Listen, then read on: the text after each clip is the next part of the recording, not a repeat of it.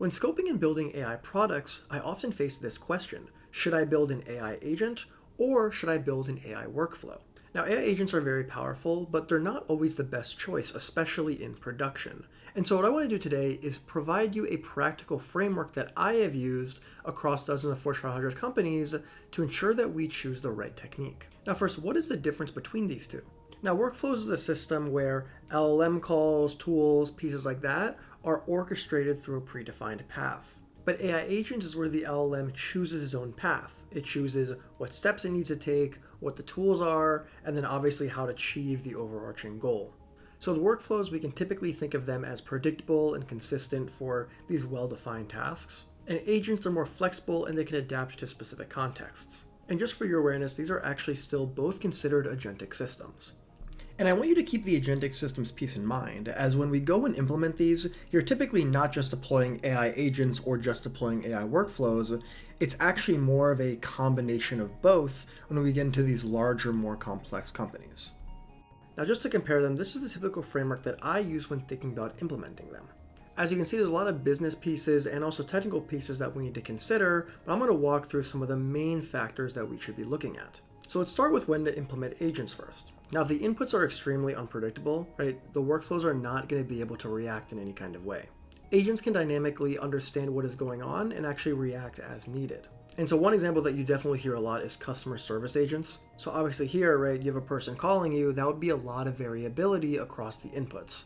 And the AI would have to consistently look at company policy, react to how the person is talking to them, personalize the discussion as well, and all of those pieces are just difficult to capture in a workflow.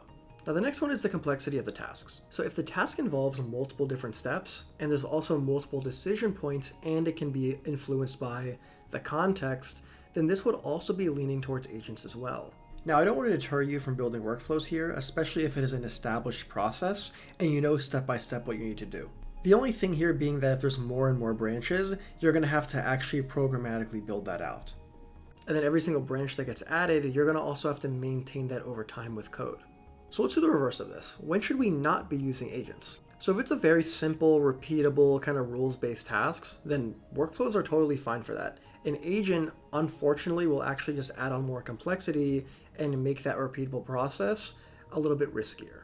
And so when we think about these mission-critical systems, we really need to have high reliability, high safety, consistent outputs, and this is perfect for workflows.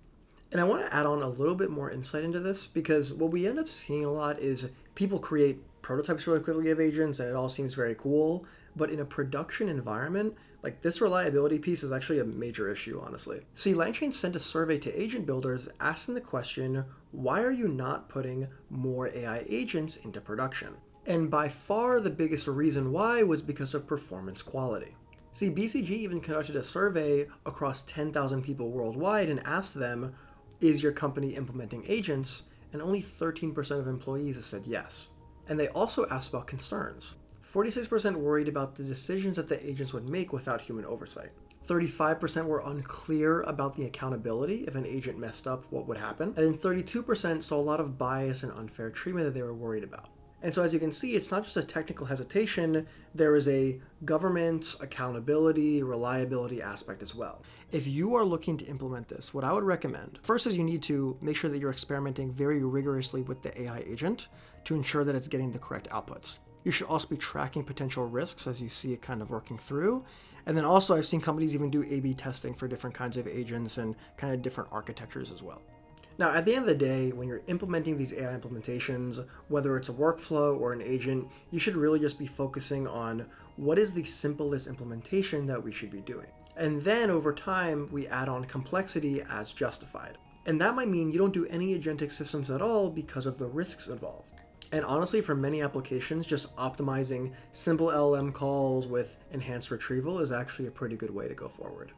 So I hope this framework helps you scope out your next AI project, and I'll see you in the next one. Thank you.